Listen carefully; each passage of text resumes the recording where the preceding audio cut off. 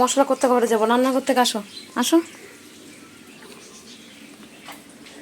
আসো আসো, আমার পিছন পিছন আসো, গ্যাস ধরানো, আসো।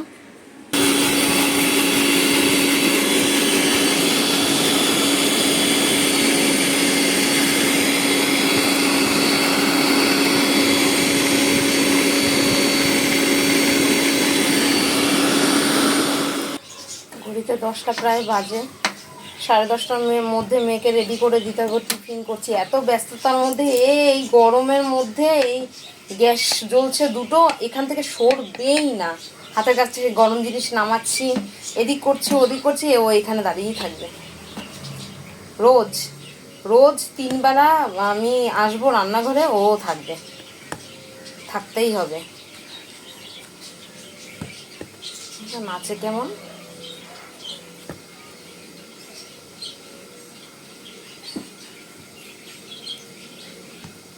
রেখে আসবো ঘরে, আবার এসে দাঁড়াবে। যতক্ষণ খাবার তৈরি হবে ততক্ষণ ও এখানে থাকবে।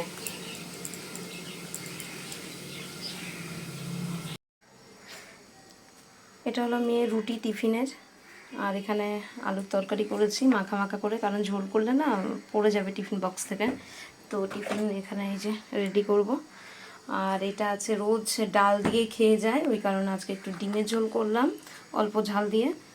আমরা তো মাছ খাই, ও মাছ খেতে চায় না, তাই ওই কারণে ওর জন্য একটু একটা ডিম দিয়ে একটু ঝোল করলাম। তারপরে আবার দুপুরে রান্না করব। আর এখানে টিফিনটা রেডি করে নিই। না, একটা রুটি মেয়েকে দিলাম, আর এই যে একটা রুটি লোবলার জন্য রুটি আর আলুর তরকারি রেখেছি, খাওয়াবো। চলো চলো খাওয়াবো, চলো চলো চলো চলো, ঘরে চলো, ঘরে চলো, বোনকে ভাত খাওয়াতে বসবো, চলো, ওর স্কুলে টাইম হয়ে গেছে। না, নিতে পারবে হাতে?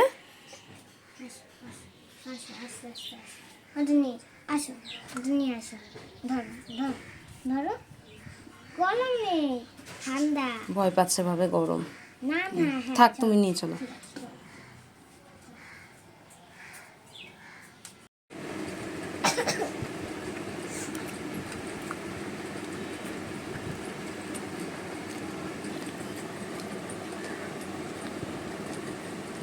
ডিম দেবো দেবো দেবো, বনুকে ভাত মাখে দেবো, দেখ দিয়েছি ডিম।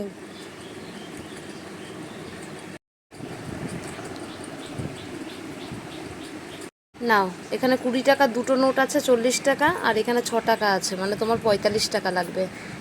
কিসে লাগবে জানো? পেজ কিনতে হবে স্কুলে। হাতের, হ্যাঁ হাতের কাজ আছে, তো আমি তো স্কুল যেতে পারি না, প্রজেক্টে লাগবে। তো 46 টাকা আছে, 1 টাকা তুমি ফেরত চাইবে, ঠিক আছে? 45 টাকা লাগবে, ঠিক আছে? চলো।